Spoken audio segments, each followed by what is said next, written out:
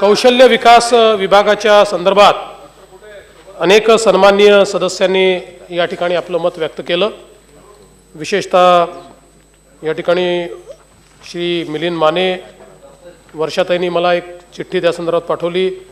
त्यानंतर श्री प्रकाश आबिटकर, श्री अमित देशमुख, श्री सुधाकर भालेराव, श्रीमती दीपिका चव्हाण, त्याचप्रमाणे श्रीमती प्रणिती शिंदे, त्याचप्रमाणे श्री राहुल कुल,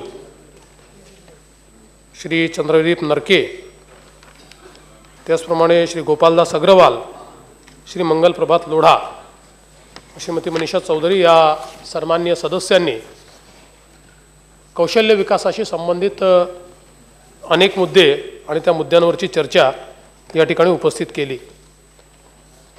राज्य सरकारने कौशल्य विकास हा एक वेगळा विभाग सुरू केल्यानंतर बरेच कार्यक्रम आपण त्या विभागाच्या अंतर्गत हातामध्ये घेतले। मुळामध्ये आपण सगळेच जाणतो की आपला देश किंवा आपलं राज्य हे एका डेमोग्राफिक डिव्हिडंडमधून आज जात आहे। एक तरुण लोकसंख्या 50% पेक्षा जास्त लोकसंख्या ही 25 वर्षाच्या आतली आहे। महाराष्ट्राचं सरासरी वय हे 27 वर्ष आहे आणि त्यामुळे एक मोठी विकासाची संधी महाराष्ट्राला आज उपलब्ध आहे आणि त्याकरता या तरुण लोकसंख्येला त्यांच्या हाताला काम द्यायचं, त्यांना प्रशिक्षण द्यायचं, या दृष्टीने कौशल्य विकासाचा एक महत्त्वाकांक्षी कार्यक्रम देशाचे पंतप्रधान माननीय नरेंद्र मोदीजी यांनी हातामध्ये घेतला आणि राज्यात देखील आपण मोठ्या प्रमाणात त्याच्यामध्ये विविध योजना या सुरू केल्या आहेत।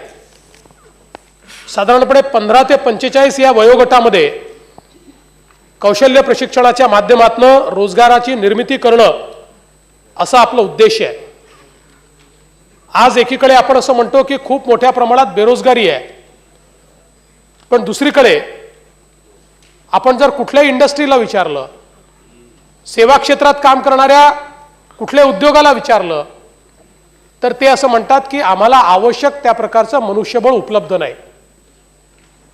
एकीकडे बेरोजगारी आहे आणि दुसरीकडे मानव संसाधनाची कमतरता आहे आणि म्हणून या दोन मध्ये जो संबंध विच्छेद आहे, जे डिस्कनेक्शन आहे, ते डिस्कनेक्शन हे कौशल्याचं आहे। जोपर्यंत या लोकसंख्येला कौशल्य प्रशिक्षित करून मानव संसाधनामध्ये आपण परिवर्तित करत नाही तोपर्यंत त्यांच्या हातालाही काम मिळणार नाही आणि रोजगाराला जे मनुष्यबळ अपेक्षित आहे ते अपेक्षित मनुष्यबळ हे मिळणार नाही। आणि याच दृष्टीनं हा कार्यक्रम आपण या ठिकाणी हातामध्ये घेतला। विशेषतः या कौशल्य विकास कार्यक्रमाच्या अंतर्गत आपण महाराष्ट्र राज्य कौशल्य विकास संस्थेची स्थापना केली आणि रोजगार केंद्रित कौशल्य प्रशिक्षण योजना, आपल्याला माहिती आहे की माननीय श्री स्वर्गीय प्रमोद महाजन कौशल्य प्रशिक्षण योजना आपण सुरू केली, त्याच्या अंतर्गत वेगवेगळे इनिशिएटिव्ह आपण हातामध्ये घेतले।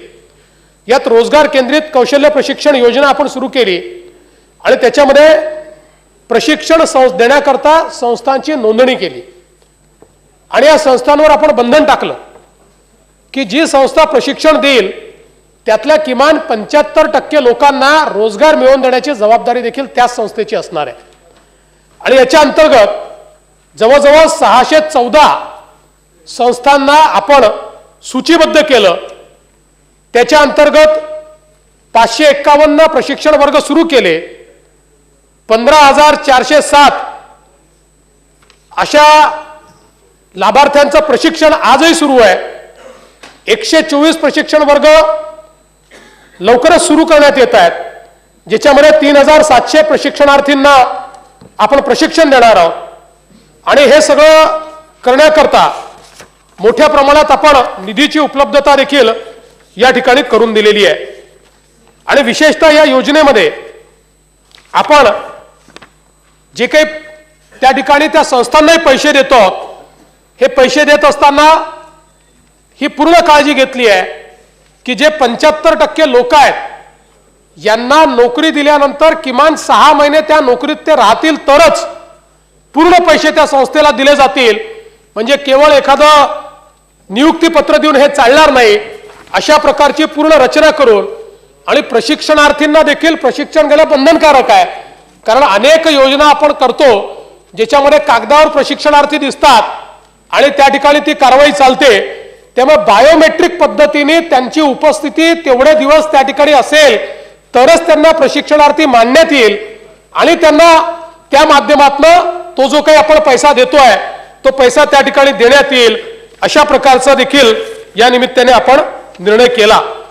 यासोबत आपण उद्योग केंद्रित कौशल्य विकास कार्यक्रम एक हातामध्ये घेतलाय की ज्या कार्यक्रमाच्या माध्यमातून आपण विविध संस्थांसोबत आणि विशेषतः इंडस्ट्री सोबत काही MOUs करतो. याच्यामध्ये मला या ठिकाणी सांगितलं पाहिजे की आपण या एका इनिशिएटिव्हच्या अंतर्गत आतापर्यंत स्किल डेव्हलपमेंटच्या संदर्भात जे MOU केले ते 7,02,000 एवढ्या प्रशिक्षणार्थींना प्रशिक्षण आणि रोजगाराच्या संदर्भात आपण इंडस्ट्री सोबत MOU केले आहेत. ज्याच्यामध्ये UNDP सारखी संस्था आहे की जी आपल्याला पूर्णपणे मदत करते. टाटा ट्रस्टने 1 लाख लोकांना कौशल्य प्रशिक्षित करून रोजगारक्षम बनवण्याच्या संदर्भातला MOU केलाय. JSWने 20,000 लोकांचा MOU आपल्यासोबत केलाय. कोहिनूर टेक्निकल इन्स्टिट्यूटने 1 लाख लोकांचा केलाय. रुस्तमजीने 10,000 लोकांचा केलाय. ICICI स्किल्स अकॅडमी यांनी 30,000 लोकांचं आणि प्रशिक्षण सुरू देखील झालेलं आहे. 30,000 लोकांचं प्रशिक्षण सुरू केलेलं आहे. ओलाने 20,000 ड्रायव्हरच्या प्रशिक्षणाचा आपल्याशी करार केलाय.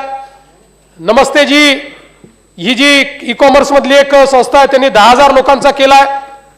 स्किल स्मार्ट यांनी 10,000 लोकांचा केलाय. जेम्स अँड ज्वेलरी सेक्टरचं जे स्किल डेव्हलपमेंट आहे त्याच्यामध्ये 12,000 प्रशिक्षणार्थींचा आपण MOU केला. टेक महिंद्रा फाउंडेशन जे आहे जे या क्षेत्रात अतिशय महत्वाचं कामगिरी करते त्या टेक महिंद्राने 25,000 प्रशिक्षणार्थींचं प्रशिक्षण हे आपल्यासोबत MOU करून त्याचं काम सुरू केलं आहे. नॅस्कॉम जे आहे आपल्याला माहिती आहे की कम्प्युटरच्या क्षेत्रात विशेषतः IT क्षेत्रामध्ये सगळ्यात मोठी संस्था ही नॅस्कॉम आहे. या नॅस्कॉमने आपल्यासोबत करार करून 50,000 प्रशिक्षणार्थींचं प्रशिक्षण हे त्यांनी आपल्या हातामध्ये घेतलंय. त्यासोबत एक MOU आपण रिअल्टर्स असोसिएशन ऑफ इंडिया यांच्यासोबत केलेला आहे. त्याच्यात अजून त्याचं क्वांटिफिकेशन झालेलं नाही त्याच्यामुळे त्याची आकडेवारी मी सांगत नाही. फोक्सवॅगन जी कंपनी आहे यांनी देखील मोठ्या प्रमाणात आपल्याला त्या ठिकाणी काही सेंटर्स उघडण्याकरता जवळजवळ 2 कोटी रुपयाचा सपोर्ट म्हणजे आपले जे अस्तित्वातले ITI आहेत या ITI मध्ये त्याचं अपग्रेडेशन करून त्यांना आवश्यक मनुष्यबळ त्या ठिकाणी निर्मित करता यावं याकरता 2 कोटी रुपयाचं आपल्याला त्या ठिकाणी अर्थसहाय्य दिलेलं आहे. इलेक्ट्रॉनिक सेक्टर स्किल काउन्सिलच्या अंतर्गत जवळजवळ 2 लाख लोकांच्या कौशल्य प्रशिक्षणाची व्यवस्था ही उभी केली आहे. फन फर्स्ट याच्या अंतर्गत 20,000 आणि ॲपरल सेक्टर स्किल काउन्सिल याच्या अंतर्गत वेगवेगळे जे MOUs झाले आहेत त्याच्यामध्ये 20,000 अशा 7,02,000 युवक युवतींकरता ही प्रशिक्षणाची व्यवस्था आज आपण या निमित्ताने उभी केलेली आहे. हे करत असताना एका गोष्टीचा उल्लेख मला अजून केला पाहिजे की केंद्र सरकारने अप्रेंटिसचा कायदा जो आहे हा कायदा बदलला आणि तो बदलल्याचा सगळ्यात जास्त फायदा हा महाराष्ट्राने घेतला आहे. आणि गेल्या एका वर्षामध्ये आपण 82,299 इतके अप्रेंटिस या ठिकाणी नेमू शकलो आहे.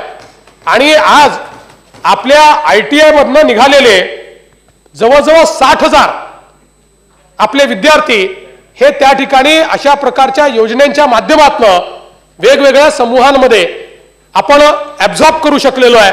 ही अत्यंत मला असं वाटतं महत्त्वाची गोष्ट आहे. बॉश या कंपनी सोबत आपण 25 ITIचा करार केला. त्या 25 ITI मध्ये त्या ठिकाणी इन्व्हेस्टमेंट करून आणि तिथल्या वेगवेगळ्या स्किलचं अपग्रेडेशन करणं आणि सोबत सॉफ्ट स्किल्स देणं अशा प्रकारचं काम ते करणार आहेत. आणि मला या ठिकाणी सांगितलं पाहिजे की या 25 ITI नाशिकच्या ITI पासून सुरुवात झाली, पण बहुतांश ITI हे जे मागास भाग आहेत त्या मागास भागांमधले ITI आता बॉशने या इनिशिएटिव्हच्या अंतर्गत घेतलेले आहेत. आणि त्यामुळे निश्चितपणे त्यातनं एक मोठा फायदा जो आहे तो या निमित्ताने होणार आहे. यासोबत आपण आपले ज्या वेगवेगळ्या संस्था आहेत, मग NCVT असेल, SCVT असेल, MSSDS असेल, वेगवेगळ्या आपल्या ज्या संस्था आहेत यांचा आपण आता जी नॅशनल स्किल काउन्सिल आहे आपली त्याच्यासोबत पूर्णपणे अलाइन करून आणि जे काही आपला कोर्स आहे तो डिझाईन करण्याचं काम आपण सुरू केलेलं आहे. आणि त्या माध्यमातून या ठिकाणी आपण मोठ्या प्रमाणात कारवाई जी आहे ती आपण करतोय. मला या निमित्ताने सांगितलं पाहिजे की एक आपण अजून कार्यक्रम हातामध्ये घेतला आणि त्या कार्यक्रमाच्या अंतर्गत आपले जे वेगवेगळे विभाग जे कर्ज देतात, वेगवेगळी महामंडळं जी कर्ज देतात, या सगळ्यांच्या कर्जाला कौशल्य प्रशिक्षणाशी लिंक आपल्याला कसं करता येईल, जेणेकरून जे कौशल्य प्रशिक्षण घेतील त्यांना तिथनं कर्ज देता येईल किंवा ज्यांनी कर्ज मागितलं त्यांचे स्किल्स एनहान्स करता येतील, अशा प्रकारचा एक युनिफॉर्म प्लॅटफॉर्म हा देखील आपण या ठिकाणी तयार करतो. आणि हे सगळं करताना महाकौशल्य आणि महारोजगार, स्वयंरोजगार असे पोर्टल्स आपण तयार केलेले आहेत, जे पोर्टल्स वन स्टॉप शॉप म्हणून या ठिकाणी काम करतायत की ज्याच्यावर सगळ्या प्रकारचं प्लॅटफॉर्म म्हणून ज्या प्लॅटफॉर्मला आपल्याला वापरता येतील, म्हणजे आपले जे कौशल्य प्रशिक्षित लोक आहेत त्यांच्या प्रशिक्षित लोकांची यादी ठेवता येईल, ज्यांना प्रशिक्षण घ्यायचं आहे त्यांना नोंदी करता येतील, ज्यांना बेरोजगार आहे त्यांना नोंदी करता येतील, आणि इंडस्ट्रीला देखील आपली जी मागणी आहे त्या मागणीप्रमाणे या ठिकाणी आपली नोंदणी करता येईल. महत्वाचं आपण या ठिकाणी एक फेरबदल काय केलाय तर यापूर्वी आपल्याला वाटतील ते प्रशिक्षण आपण सुरू करायचो, पण इंडस्ट्री लिंकेज प्रशिक्षण जे आपण सुरू केलाय याच्यामध्ये आपण इंडस्ट्रीला विचारतो की तुम्हाला काय हवंय आणि त्यानुसार तुम्ही आम्हाला सांगा, आम्ही ते प्रशिक्षण किंवा तुमच्यासोबत कोलॅबोरेट करून आम्ही प्रशिक्षण करू आणि त्याचं सर्टिफिकेशन आम्ही करू. अशा प्रकारचं काम देखील आपण या ठिकाणी सुरू केलंय. आणि या निमित्ताने मला हेही सांगितलं पाहिजे की आपण या 15-16 मध्ये अशा प्रकारचे जे काही रोजगार मेळावे घेतले, जवळजवळ 233 रोजगार मेळावे आपण घेतले, 165चं उद्दिष्ट ठेवलं होतं आणि त्याच्या अंतर्गत आपण जवळजवळ नुसत्या या रोजगार मेळ्यांमध्ये त्याच ठिकाणी 23,240 लोकांना या ठिकाणी रोजगार दिलेला आहे. यासोबत जी रोजगार प्रोत्साहन योजना आहे त्या योजनेमध्ये आपण उद्दिष्ट ठेवलं होतं 25,300 लाभार्थींना लाभ द्यायचा, त्या अंतर्गत आपण 20,819 लाभार्थींना त्या ठिकाणी लाभ हा देऊ शकलेलो आहे. हे सगळं करत असताना एक अजून महत्वाची गोष्ट आपण केली आहे, पारंपरिक किंवा प्रत्यक्ष कार्याभवनातनं कौशल्य धारण केलेल्या उमेदवारांना कौशल्याचं प्रमाणीकरण करणं. याचा अर्थ काय आहे तर 12 बलुतेदारीची जी आपली पद्धत आहे या पद्धतीमध्ये जे परंपरागत ट्रेनिंग घेऊन आहेत, आज आपल्याला माहिती आहे की केवळ कौशल्य हे आपल्या देशातच आवश्यक नाही आहे, जगाला कौशल्य प्रशिक्षित मानव संसाधन हवं आहे. आज आपण मोठ्या प्रमाणात आपले जे काही प्रशिक्षित कामगार आहेत हे वेगवेगळ्या देशामध्ये पाठवतो, पण सगळ्यात महत्वाचं काय असतं तर या कामगारांना जोपर्यंत कुठलं सर्टिफिकेशन नसतं तोपर्यंत त्यांना अनट्रेंड मानलं जातं, त्यांना अनस्किल्ड मानलं जातं. आणि त्यामुळे मागणी असून देखील अनेक देशांकडनं वेगवेगळ्या स्किलमध्ये मागणी असून देखील आपल्या कामगारांना व्हिसा देखील तिथला मिळत नाही, कारण त्यांना अनस्किल्ड समजलं जातं. ती स्थिती आपल्याही देशामध्ये असते. आणि म्हणून या सगळ्यांना प्रशिक्षित करायचं, परंपरागत पद्धतीनं ते ट्रेंड आहेतच, पण त्यांच्याकरता कोर्सेस सॉफ्ट स्किल आणि हार्ड स्किल असे कोर्सेस तयार करायचे आणि त्याचं सर्टिफिकेशन त्यांना द्यायचं. अशा प्रकारची योजना ही या ठिकाणी आता आपण कार्यान्वित केलेली आहे आणि या योजनेच्या अंतर्गत आपण कार्य सुरू केलेलं आहे. मला निश्चितपणे असं वाटतं की खूप मोठ्या प्रमाणात हे जर आपण सर्टिफिकेशन करू शकलो तर त्या माध्यमातून निश्चितपणे एक प्रशिक्षित मानव संसाधनाचा एक पूल हा आपण तयार करू शकू आणि त्या पूलमधनं मोठ्या प्रमाणात आपले जे काही त्या ठिकाणी वेगवेगळे लोक आहेत त्यांना आपण त्या ठिकाणी ते देऊ शकू. आणि म्हणून या निमित्ताने काही ITIच्या संदर्भातली मागणी देखील झाली आहे. वर्षाताईंनी सांगितलं की धारावीतला ITI मागच्या काळात जागा मिळाली पण पदनिर्मिती नाही आहे, ही गोष्ट खरी आहे. त्या पदनिर्मितीच्या संदर्भात परवाच आपण धारावीची बैठक घेतली, त्या दिवशी निर्णय केला आणि लवकर ती पदनिर्मिती आपण करणार आहोत. गोपालदासजी, आपण या ठिकाणी गोंदियाची एक मागणी केली आहे, मी तपासून पाहिल. आपल्या मागणीला मी तसं कधी नाही म्हणतच नाही, ते आपल्याला माहिती आहे आणि आपण मागे लागून करूनच घेता, पण आपली मागणी योग्य आहे की नाही हे मला तपासावी लागेल.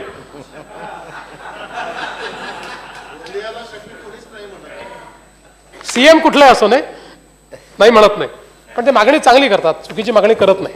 राजकारणाचा भाग दूर असला तरी साधारणपणे त्यांच्या मागण्या योग्य असतात. जरूर तपासून पाहण्यात येईल आणि त्या संदर्भात योग्य ती कारवाई जी आहे ती आपण या ठिकाणी करू. प्रकाश आंबेडकरांनी विचारलं होतं ते मी सांगितलेलं आहे, त्या संदर्भातलं उत्तर मी निश्चितपणे दिलं आहे. अमित देशमुख साहेबांनी जे या ठिकाणी उपस्थित केलं होतं त्याचंही आपण उत्तर दिलेलं आहे. मिलिंद माने साहेबांनी या ठिकाणी विशेषतः नागपूर औद्योगिक प्रशिक्षण संस्थेमध्ये फक्त 3 ट्रेड सुरू आहे अशा प्रकारची माहिती दिली. ही मी जरूर तपासून पाहिजे, पण माझ्या माहितीप्रमाणे ही माहिती योग्य नाही आहे. मी मध्यंतरी त्या संदर्भातली बैठक घेतली होती, पण अजून काही नवीन ट्रेड त्या ठिकाणी सुरू करण्याची आवश्यकता आहे, ती केली जाईल. त्यासोबत अनुसूचित जातीकरता काय तरतुदी आहे, तर हे जे काही कौशल्य प्रशिक्षणाचं प्रमोद महाजन कौशल्य प्रशिक्षण योजना आपण केलेली आहे त्याच्यामध्ये अनुसूचित जाती असतील, अनुसूचित जमाती असतील किंवा अगदी माननीय खडसे साहेबांच्या जो काही आपला अल्पसंख्याक विभाग आहे याच्यामध्ये देखील हुनर सारखी योजना आपण सुरू केलेली आहे की ज्या माध्यमातून आमचे जे अल्पसंख्याक बंधू आहेत यांना देखील आपण त्या ठिकाणी प्रशिक्षण देतो. केंद्र सरकारच्या योजनेच्या अंतर्गत मागच्या काळामध्ये याच मुंबईमध्ये जवळजवळ 1000 तरुणींना आपण प्रशिक्षण दिलं आणि माननीय केंद्रीय मंत्री यांच्या उपस्थितीमध्ये त्यांना आपण सर्टिफिकेटचं वाटप केलं आणि त्यांना एम्प्लॉयमेंट देखील त्या ठिकाणी ही मिळालेली आहे. त्यामुळे शेड्यूल कास्ट असेल, शेड्यूल ट्राईब असेल किंवा अल्पसंख्याक असतील यांच्याकरता देखील कौशल्य प्रशिक्षणाच्या या कार्यक्रमामध्ये निश्चितपणे कारवाई जी आहे ती या ठिकाणी चाललेली आहे. प्रणितीताई शिंदेंनी बीडी कामगारांच्या संदर्भातला विषय या ठिकाणी सांगितला आहे. तो पाकिटाच्या संदर्भातला विषय हा कौशल्य प्रशिक्षणाशी निगडित नसला तरी देखील त्या संदर्भात जरूर आता केंद्र सरकारशी सगळा वार्तालाप चाललेला आहे. आणि एक गोष्ट मात्र आपण सगळेच मान्य करतो की बीडी पिणं हे प्रकृतीला हानिकारक असल्यामुळे त्याच्या 80% भागावर जे काही स्टॅट्युटरी वॉर्निंग छापा असं केंद्र सरकारने म्हटलं आहे ते काही फार चुकीचं नाही आहे, पण त्यातल्या प्रॅक्टिकल अडचणी आहेत त्याच्यावर विचार चाललेला आहे. त्यामुळे त्याचा कौशल्य प्रशिक्षणाशी काही संबंध येत नसल्यामुळे तेच कौशल्य आहे, त्याच्यावर मी फारसं काही या ठिकाणी सांगणार नाही. मंगलप्रभात लोढांनी काही चांगल्या सूचना या ठिकाणी दिलेल्या आहेत, जरूर त्यांच्या सूचनांचा आपण या ठिकाणी जो काय तो अंतर्भाव करू. विशेषतः त्यांनी एक चांगली सूचना सांगितली की ट्रेनर मोठ्या प्रमाणात लागतील, तर त्या ट्रेनरच्या ट्रेनिंगची मंगलप्रभातजी आपण व्यवस्था केलेली आहे.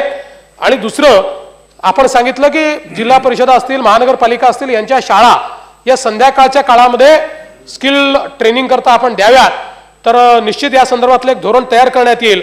आणि आता माझं तर मत असं आहे की राज्य सरकारचे जेवढे कार्यालय आहेत या कार्यालयांमध्ये एक आपण काय स्किल्स आपण देऊ शकतो. जसं आपण मुख्यमंत्री कार्यालयामध्ये एक योजना सुरू केली अप्रेंटिसची, की म्हणजे मुख्यमंत्री इंटर्न्सची योजना आपण सुरू केली, तर त्या योजनेमध्ये 11 महिन्यामध्ये पब्लिक म्हणजे जे काही प्रशासन आहे या संदर्भातलं ट्रेनिंग मिळतं. हे स्किल ट्रेनिंगच आहे, हा स्किल ट्रेनिंगचाच भाग आहे. त्यामुळे अशा प्रकारच्या वेगवेगळ्या राज्य सरकारच्या विभागामध्ये आपल्याला काय योजना सुरू करता येतील ज्यातनं एंगेज करून आपण वर्षभराचं ऑन फील्ड ट्रेनिंग आणि त्यातनं एक सर्टिफिकेट हे जर देऊ शकलो तर त्यातनं देखील रोजगाराची निर्मिती आपल्याला करता येईल. त्याही संदर्भातला विचार हा आम्ही सुरू केलेला आहे. आणि म्हणून एकूणच संपूर्ण स्किल गॅपचं अनालिसिस करून त्या संदर्भात अतिशय भरीव अशा प्रकारचा ट्रेनिंगचा कार्यक्रम हा आपण राज्य सरकारच्या माध्यमातून सुरू केलेला आहे.